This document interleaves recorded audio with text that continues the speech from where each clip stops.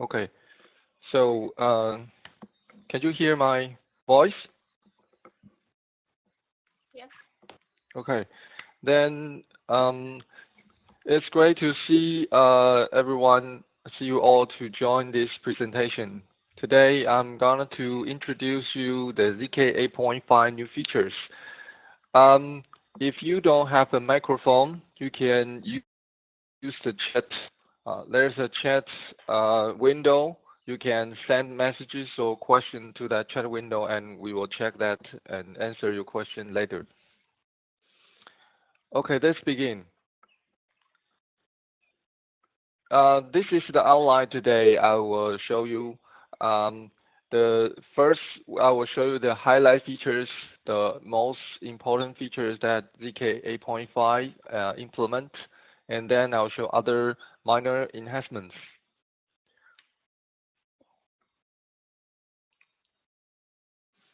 Okay, so the most important features we implement for ZK 8.5 is we provide another communication channel to the server. That is WebSocket. WebSocket is another protocol. It's not HTTP protocol. And in previous version, we use basically on Ajax. Ajax is based on HTTP protocols. So it's a synchronous HTTP protocol, HTTP request. But it has some drawbacks.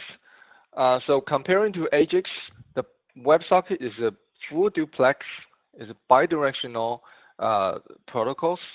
So its main benefit is comparing to Ajax, or we can say comparing to HTTP, there is no HTTP request header overhead, and is more efficient for small messages. That image, you can imagine there is a application, and it should it keeps updating status from the server side.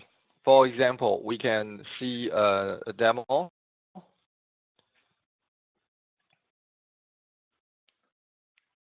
Okay. I think you see my browser screen, and this is an application that the server will keep updating the robot's position.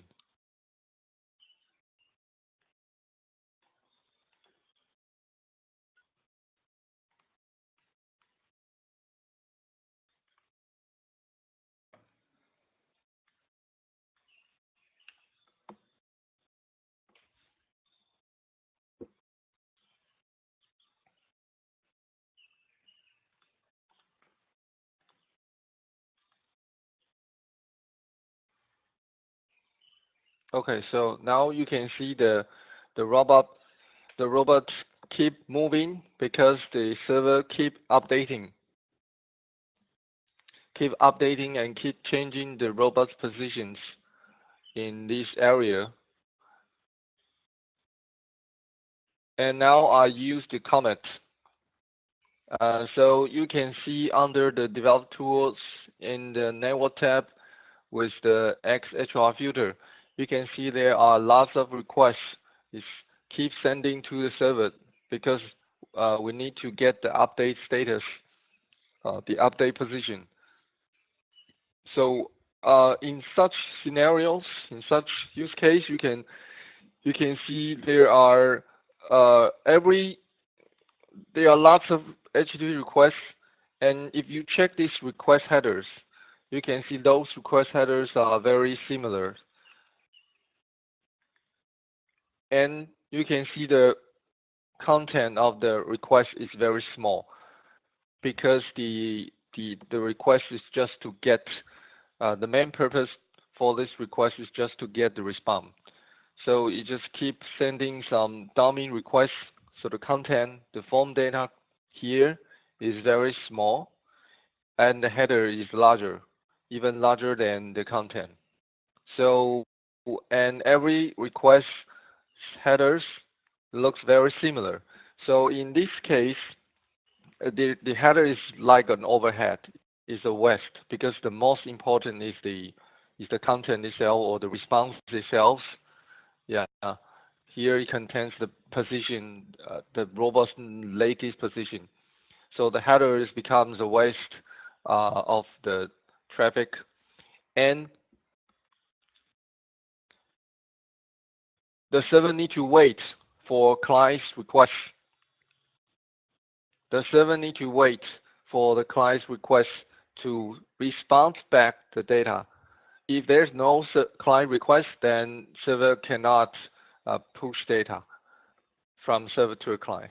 But if we are using the WebSocket, that server can actively push the data from the server without waiting for a HTTP request. And it can reduce the necessary network traffic and latency because we don't need to wait a request to arrive. And because the WebSocket is simultaneously upstream and downstream communication. So when client is sending some data, the server still can respond back at the same time. So let's see another. This is another applications, but it's similar. But more data need to be updated. There are more robots need to be updated, and you can see the robots. All these robots keep updating its position by server. But now we use the WebSocket. So when you click the network tab, and you need to click the WS, that means WebSocket.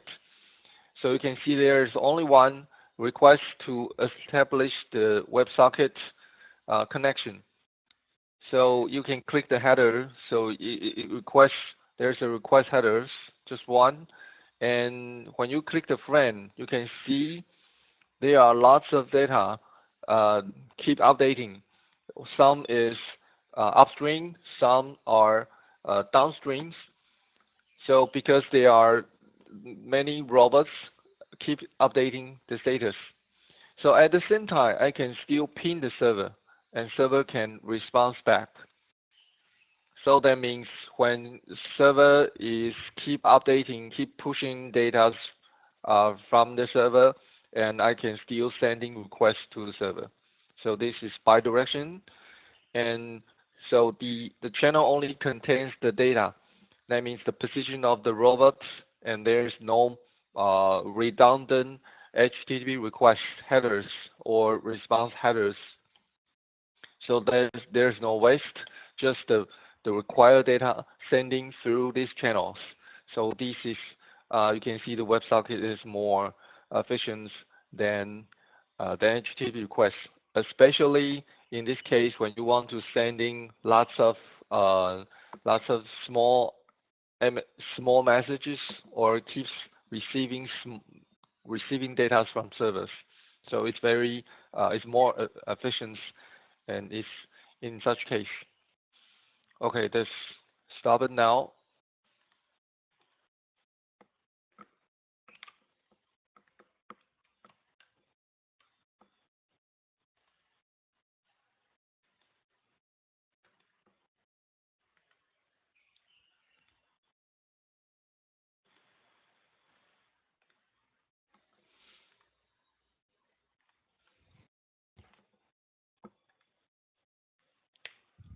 Okay, the next features I want to introduce is the new default themes.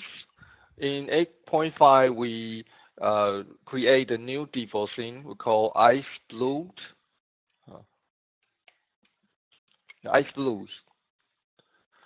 So, but the Ice Blue is follow the modern web design is flat designs, just like the style like a bootstrapped.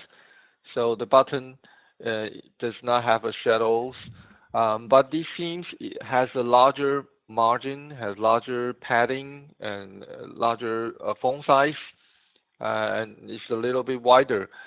So if you upgrade your existing projects, it might might break your layout. It might produce a new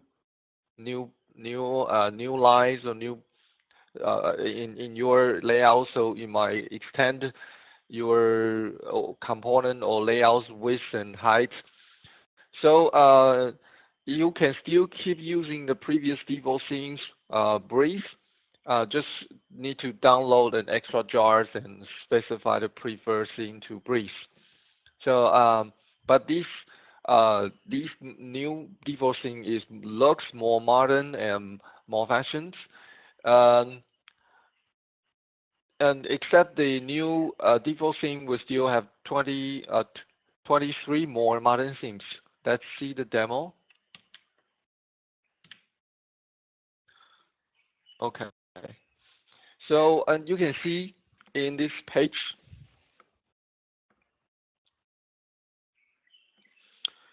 um, in the themes, they are, this is our ZK85 theme demo. So you can see there are three groups of themes. The first group is light, and the second group is dark, and third group is mix and match. Okay, the default themes is here, light blue is what I show you now. And there are 1, 2, 3, 4, 5. There are 5 other themes in the same groups. Is light, and the light groups means that its background is white. So you can see the window, the panel, the main background is white, white color, or we call light colors, and decorate with some with other light color like the green, the green, the orange, or the purple. So everything has its name, and the dark groups contains the things that whose background is dark, is mainly close to black color, and decorate with other light for uh, colors like blue or green or orange, but its backgrounds are dark. So the third group is mix match. That means it's a mix and match from previous two groups. Uh, so it's more mixed.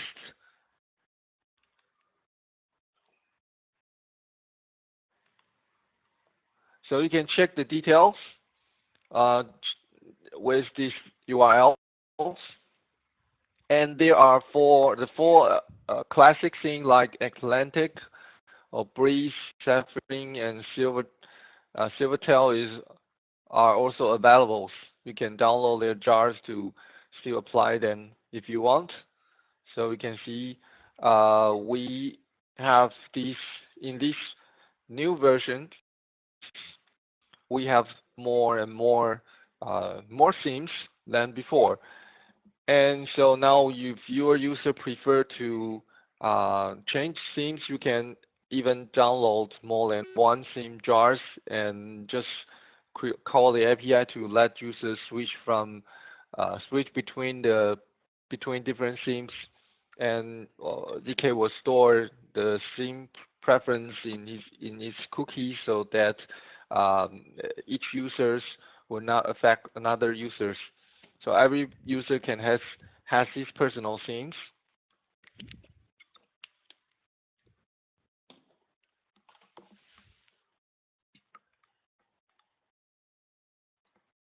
Okay, then let's see the next features is a fragment component. The fragment component is a special component that will turn your static page into a dynamic page. This component does not have any UI interface. Actually, it's just like a data container, and you need to design a login with HTML tag, and using data binding, you will turn your HTML tag into dynamic, just like you're using. It's very similar like you're using Angular. So you need to put HTML with data binding, and it will render the HTML as a template and render based on based on the data typing, data binding. So let's see a demo. So the purpose of this fragment is allow you to create a custom layout like this one, or a custom component like this one. This is a custom slider. It's not a ZK standard slider, and this is not a ZK grid. Okay, so let's see a video of this custom grid.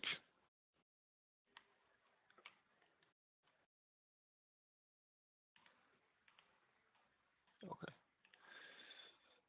You can see this is a custom grid. This is not the ZK standard grid. So with this grid you can this is we create for to demo the fragments function. You can select the item and it will load the data into this form, and you can change its fields and save or add.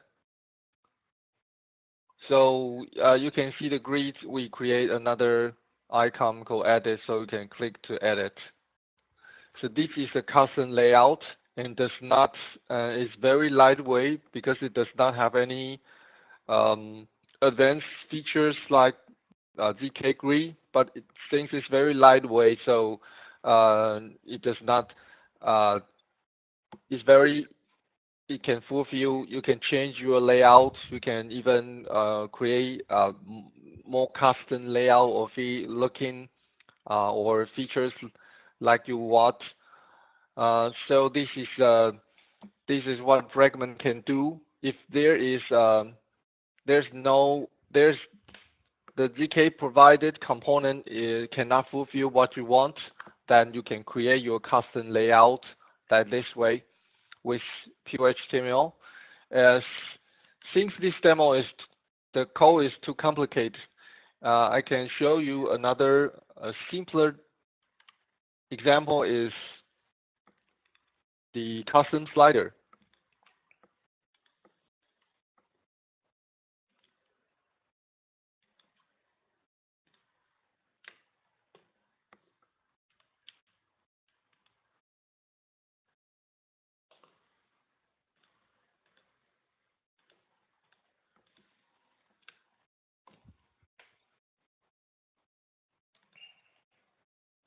Okay, this is a custom slider I create to demonstrate the fragments function. So the sliders like when I drag the button, it will change the number here to so you can see this is not a ZK slider, and this is the custom slider created by pure HTML. And the code is very simple. If you want to create a custom component that ZK does not provide, you can use the fragment, and you can decorate or change the looking by CSS. For example, now I use the slider.css to make its looking to what I want. And in the fragment, I put some HTML text. So inside fragment, this is not HTML, it's not ZK component. You can see there's the input. So this is the pure HTML tag.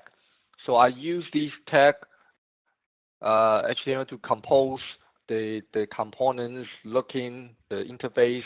I want, for example, in this place, I use a div and input with type range. The input type range will render a slider-like input, slider-like its interface, and I change its buttons and backgrounds and colors with CSS, so it looks different. And I also put a span inside to indicate the value of the slider. And inside on the fragment, actually you use the ZK data binding, and this binding is binding the server from value, the value from server. So you can see the vn.value comes from the slider view model, and it was store this value and convert into a JSON object and at your browser. So Fragment will convert it and will synchronize the value between the server and the component, just like other the data binding you used in previous version. But inside the Fragment, you can still use the data binding expression here, like bind and load, but now it actually does not does not bind the value from the server. It actually binds the JSON object that Fragment converted in the client side. So these two data binding actually is client side binding. So inside Fragment is a client side binding. So you will bind the value and you will load the value here. So why I don't use vn dot, because the value is passed by these parameters. So vn dot value and the parameter name is the value. So inside the Fragment I use bind value, not vn value. So since I use bind, so when I change the input of change the value of this input, it will send the update value to the server and change the value at the server, and the Fragment will synchronize the value. So the load value will get the update value. Now here, the text content will get updated value. So that's why when I drag this button, and it will send value to the server and response back. So the text will also change. The text will change according to what I drag. So with this component, you can create a custom lookings of with pure HTML tag. So if the user, if the ZK component doesn't provide a looking, provide a layout that you want, and you can create your own, and this component will simplify you the agents communication. And you don't need to worry about how to communicate with the server just using the data binding. You don't need to write JavaScript to convert from Java object to JSON. You don't need to send a request. You don't need to worry about the communication detail and the conversion detail. Just composing your layout or the looking by HTML text and CSS, then transfer data with data binding expressions. And so conceptually how it works is the Fragments synchronize the data with view model. The Fragments synchronize data with view model based on the data binding expressions. So this is what we call server data binding. But inside a Fragment is the Fragment will convert the server's data into a JSON object, and inside the Fragment it uses client data binding to bind HTML tag with JSON object. So it renders these HTML tag based on JSON objects. So it's a client-side data binding, and it's transparent to users. So you don't need to worry about this. You just use the same data binding expressions here. Okay, so this is the very flexible Fragment.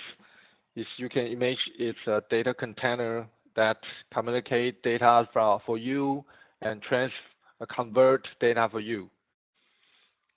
So this is extra benefits if you use lots of binding nodes inside the Fragment. This can also reduce the server's tracking node for data binding. Since if you in the previous version, if you use data binding, for example, the load binding or say binding, you will create the ZK will create tracking nodes at the server side. So if you use lots of data binding, lots of load binding, you will create lots of load binding at the server. But now you can just create one binding on the Fragment, and inside the Fragment there can be lots of binding, but these binding all are client data binding, so it does not increase the server's loading.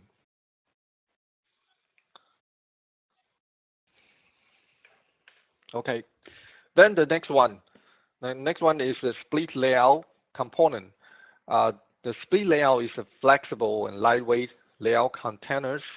It can split your the children inside it into two divisions with draggable splitters, and you can split it horizontally or vertically. It's easy to understand. So let's see the demo.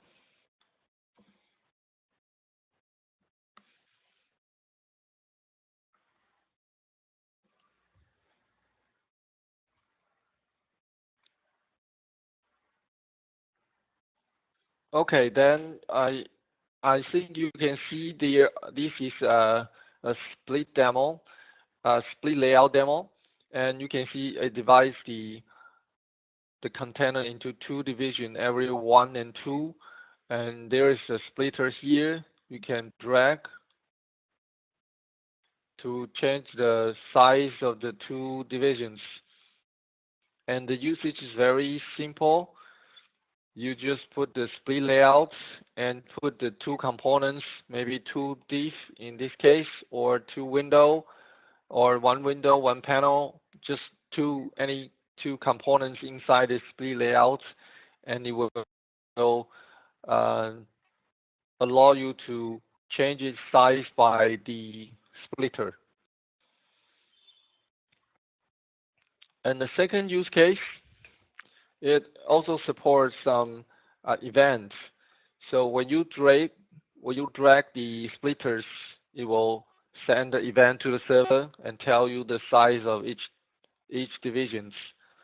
And there's an arrow icon here, and you can click it to collapse the whole one divisions, or collapse again, click again to extend it, to open it, the divisions. So this is the second usage. It's event supported, and the third one, you can combine two split layout to make this make three divisions. You can put a split layout inside another split layouts. So there are three divisions here. So you can drag here, here. And so the usage is very simple. Just there's a split layout, and inside it, you just put another split layout here. So now it contains three areas. So you can create such more complicated layout. And you can even specify a minimal height.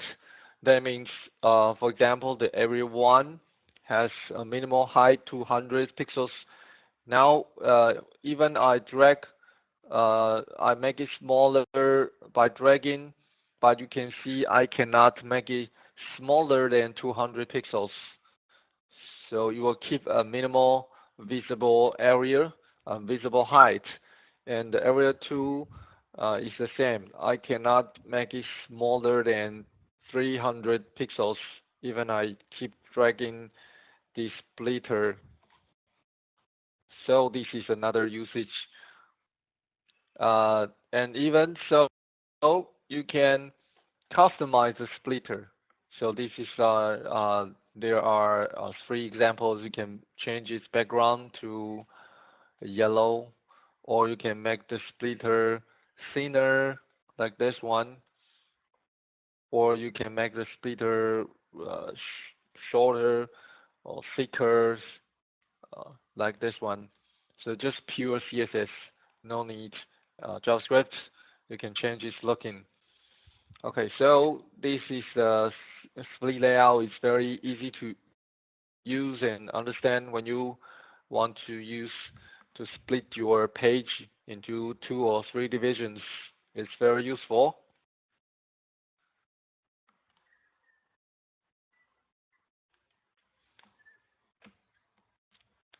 Okay, the next feature is the browser history. you can manipulate with browser history. Now, the HTML5 provide a new API, the JavaScript API. So ZK provide a corresponding Java API to let you store some data. Well, we call push state. The state actually means a data. So you can push the data into browser history. So when user we move backward with the backward button on the browsers, when I click the backward, then ZK will send you a history pop state event, and the event will contain the state you stored before, and you can, based on the state or the data, to restore the page. Okay, so this is an API to allow you to manipulate the browser history. Let's see an example, the video. So if this is a page, and this page contains a tab box with 5 tabs here, page 1, page 2, page 3, and there are 5 buttons. Each button, when I click the button, you will select to the corresponding tab here. So when I click the page 3, you will select the tabs, the tab page 3. So if you and at the same time, when I click the button, it also pushes state into a browser history. So actually, I push the tab index. So I click the page 2, page 3. You can see the tab change. And now, if I click the backward button on my browsers, I can click the back, and the browser will pop up events, and ZK will send you an event to contains the previous data you store. So I will get in this case, I'll get the tab index. So based on this data, I can restore the page to the previous state. So in my case, I get the tab index, and I will, when I press the backward button, I get the tab index, and I will select the corresponding tab. That's what I mean to restore to the previous state. So now I can see, we can see if I click the backward, it will switch back to the previous tab. Let's see again. When I click the page 2 button, 3, 4, 5, and I click the backward button, then it will switch back to the previous tab, 5, 4, 3, 2. So this is the because when I click the button, you will push the state into a browser history. So when you click the backward, you can restore based on you will get the data in the history. So this is useful when you want to, when user want to remember the state inside the ZK page, because when users interact with the page, ZK page, the URL here doesn't change. So user cannot jump into a middle state when he interact with this ZK page. So if user prefers such features, you can implement with our push state. You can store some data you want and restore it back in the future.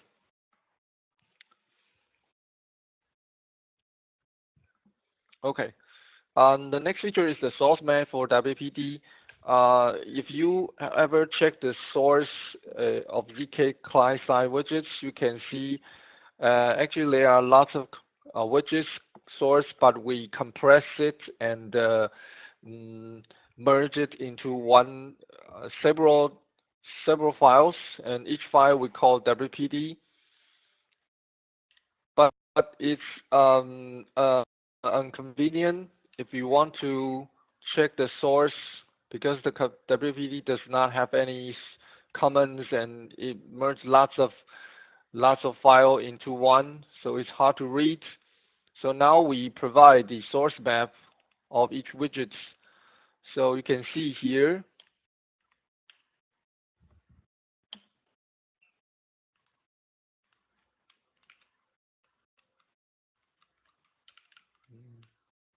if you open the develop tool, here you can see there are some folders, and you can see the folders contain some file called, for example, timer.source. So now the source map means we divide we just split out those source file for each widget. So you can see each widget has its own corresponding files. For example, timer, the script, the iframe, and the source file contains the comments and the complete source code, which is not compressed and not merged into one file. So if you want to debug the client side, or you want to check what the client side widget do, you can check this source. It's more convenient because you can check each widget's source instead of a WPD file, because it's a merged file and compressed, so it's hard to read and to understand. So this is also another feature useful for developers. So you can check with the develop tool. Now let's talk about other enhancements. The first is the grid support for display by roles. In previous version, only Leaksbox support to limit the visible roles by roles attributes. But now the grid and the tree also support. But a little bit different is grid use visible roles attributes, and tree like this box, it use roles attributes to limit the visible roles of this component. So I think it's easy to use. And the next one is about the frozen grid scrolling. In these versions, when you scroll horizontally, the column will move smoothly, several pixel by several pixels. In previous version, it would just move one column by one column. So it's just like switching columns when you scrolling. So let's see the effect. The video shows that it moves smoothly, and the previous version just switch one column by one column. You can see it just changed, one column appear and another column appear, something like this. So it's very different, and you can disable this by this smooth scrolling by library properties.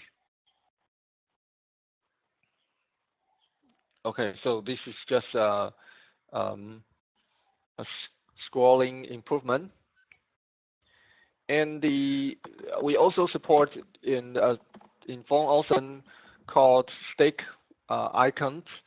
That means you can specify more than two CSS class in our icon as class attribute. In previous version, you can just use one to put an icon on the component, but now you can use more than two to overlap two phone awesome icons.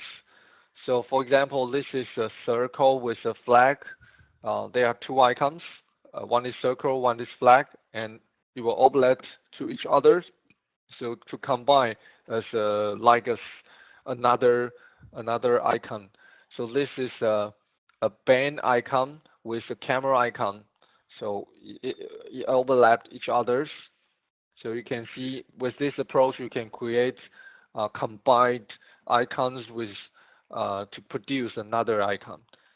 So this is another features we support in phone awesome. The call is called stick icon. And now we also provide more flexible tooltip API by it's a Java API to let you set tooltip or set pop-ups more flexible than before. And we also support new keys. For example, in the links box, when you select an item, you can press the shift and the down arrow key to select more items. For example, I click the data 0, and I can press the shift down to select more items, and then I can press the shift up to deselect those selected items. So this is the new feature, and we also now key convent can detect the max command key. In previous version, we just detected control key, but now we can detect the command key for Mac user. Okay, so this is basic the presentation today's. Let's check some. If you have any question, you can ask. You can turn on your microphone and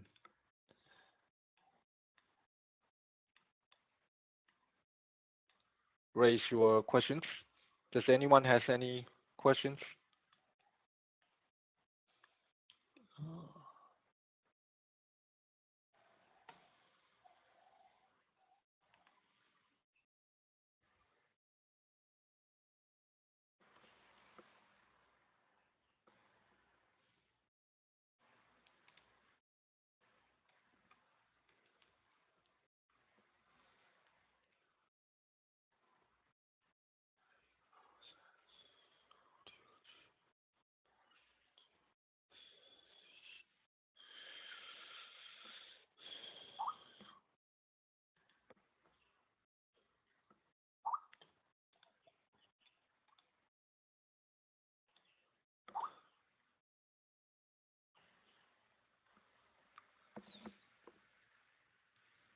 Oh, I see that Tony raised a question about the SIM pack is a separate purchase. Yes, the SIM pack is a separate product that will release in the late November. So for you can purchase.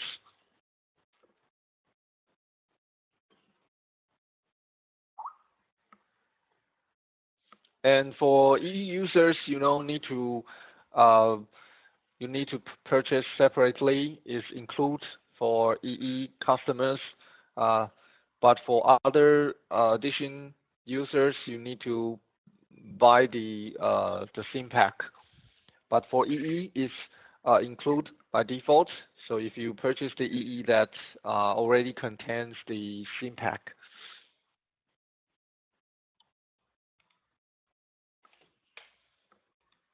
So there's a chat. I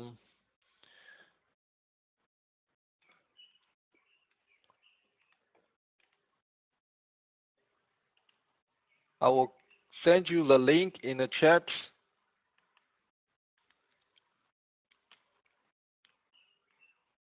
And I encourage you to, this is a survey form that you can feedback.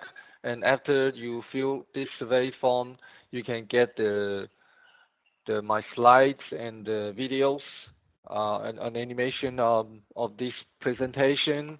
So please feedback to us. Please, I encourage you to fill out this form and give us some feedback. We are expecting your feedback to give me some comments or your suggestions.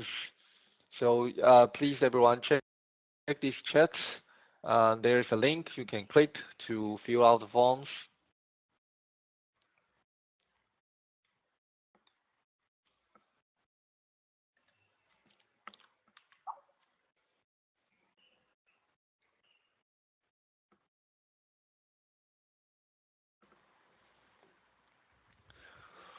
Are there performance handling large objects?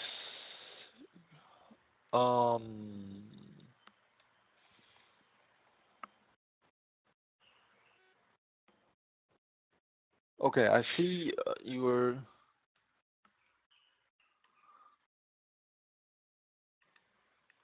Okay, I see there are two questions. The first question is, is there any performance improvements for large lists?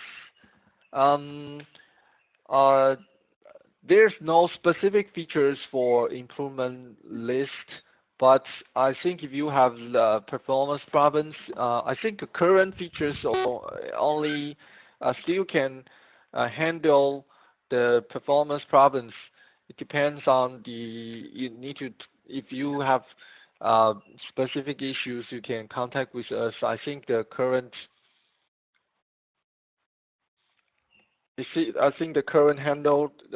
features can handle the large list. No matter you enable the RD or can uh, you can implement your uh, abstract abstract list models. So it depends on your bottlenecks. If your bottleneck is on the renderings, that means to render your list model into a components, then you can enable RD. If your bottleneck is to the the query type from the database to query the database to list model, then you need to minimize the you need to limit the number you queried from database. So it depends on uh, the the bottleneck you have. So the basic rule is if you have some performance issue, you need to check the A request, how many times it spent uh, for your request. So for example, if I check the A request here, you can see there's a timing. So you can check this timing. If the waiting time is longer, that means it's waiting for server. If the waiting time is short and request and content time is very short, then you can do a JavaScript profiling with this tool, and you can check if client side is busy for some specific rendering. Oh, so if the bottleneck is at the server, for example, the waiting time is longer than expected, then you need to do a server-side profile to know which part consumes most of the time. If it is, like I say, if the time consumed by database query, or the time is consumed by converting this model to VK components, there is a different strategies. So we can in VK 8.5 there's no specific features for the performance, but I think current features can handle. If you have problems or issues, you can send your question in details to us. And the second question is it possible to create fragment component using rich thread and set up the binding? Yeah, now, set up binding.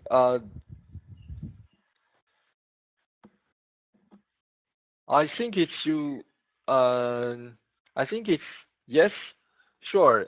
Because the every component actually, when you create with Zool, is DK is just parse the rule and calling the corresponding Java API to create a component. So I think it's yes, yeah, you can create, but um, some since ZK calling the API for you, so you need you need to look up for those some maybe internal or binding related API to after you create component, you need to call the binder to parse the binding expressions and to establish the binding relationships. So it's possible, but I would suggest if you are using MVVM, or fragments, we still suggest you using the binding expression because if you using API, then you will lose all the benefits. If you use Reachlet to create a fragment or to create data binding, then you will lose the strength of the data binding. Yeah, because it does not have the decoupling between the view and the controller. You just merge the view and the controller into one class. Then you will totally lose the benefits that MVVM patterns bring you. So this is not suggest. Technically, it's workable. You can achieve that by Richlet, but I don't see any benefits. Yeah. you can. Yeah. So the next question is, any work update on ZK Spring? It seems to be abandoning planned. Uh, mm, yes, we do not abandon, but because the Spring, the basic features or the main feature in Spring is just to inject the bean into a composer. So this is main features, and other features are just extended by this. So the Spring actually it's the relation between the Spring and the uh, I can say maybe the relation between the middleware framework and the UI framework, the relationship is to inject beams into ZK's component, ZK's composer, so or the view model. So this is the main relationships between them, between these two frameworks, and we already implement. So there's um, uh, yes, name by the other features, but we now currently we're still focusing on the framework itself, not the GK Spring.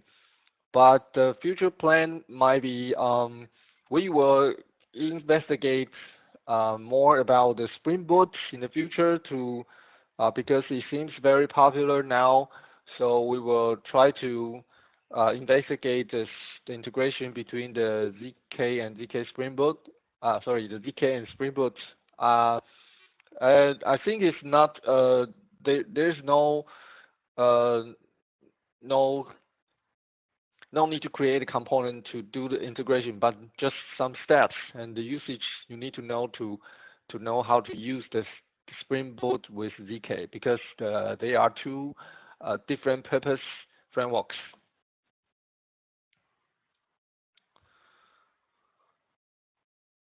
Okay. So I think we will release a small talk in the future to mention about using a ZK and Spring Boot.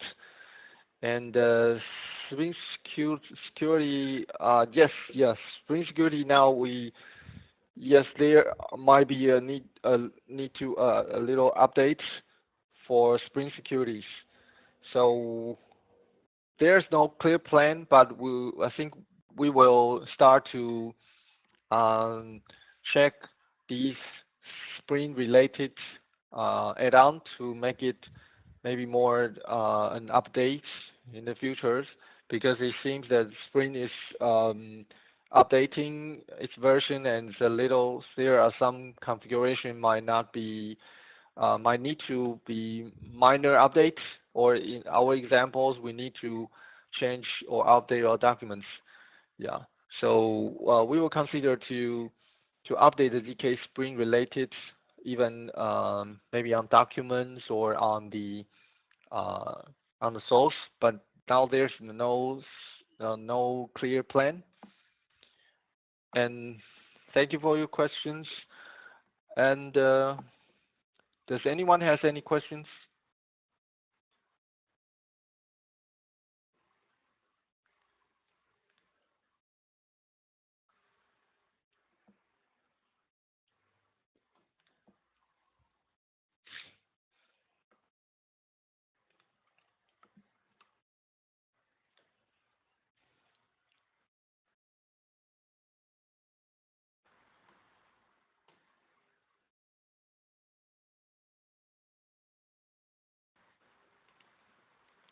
Okay. Okay. Thank you. Please fill the survey. I saw another question say, how do you work CSS in new version of ZK 8.5? I think you work like as this previous version. I guess maybe you are asking how to customize the theme. And if you are worried about how to customize the theme, there are ZK theme template projects you can check.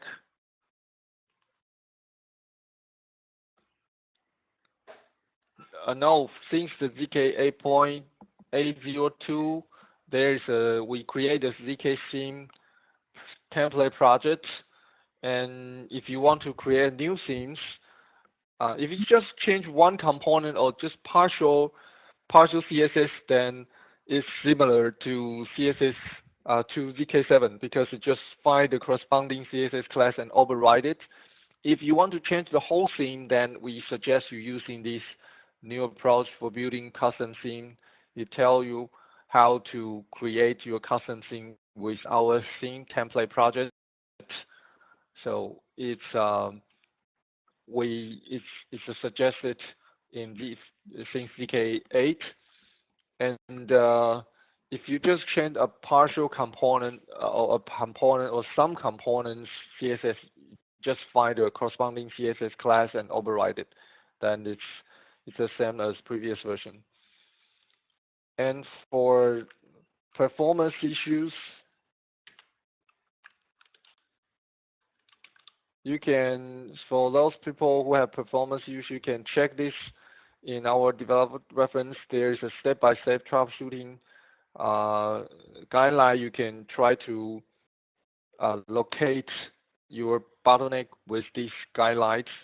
Then it will be helpful to solve the performance issue. So the basic rule is you need to locate the bottleneck, performance bottleneck, then we can know how to improve it.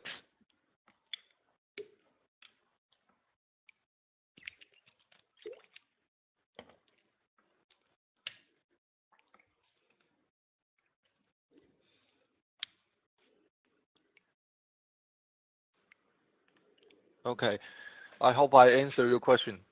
Are there any questions?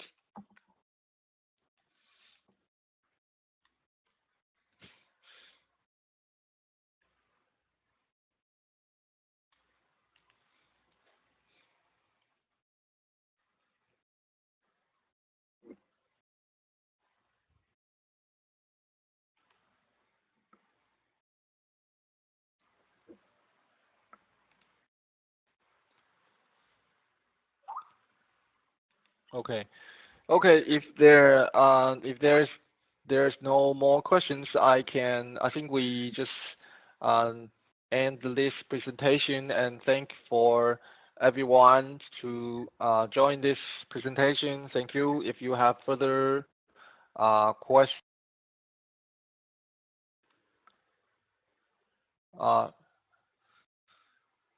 okay, so I think we can, if there's no more questions, we need to end this presentation, and thanks for everyone's joining, and thank you. If you have further questions, you can still email us. Thank you. Thank you. Bye-bye.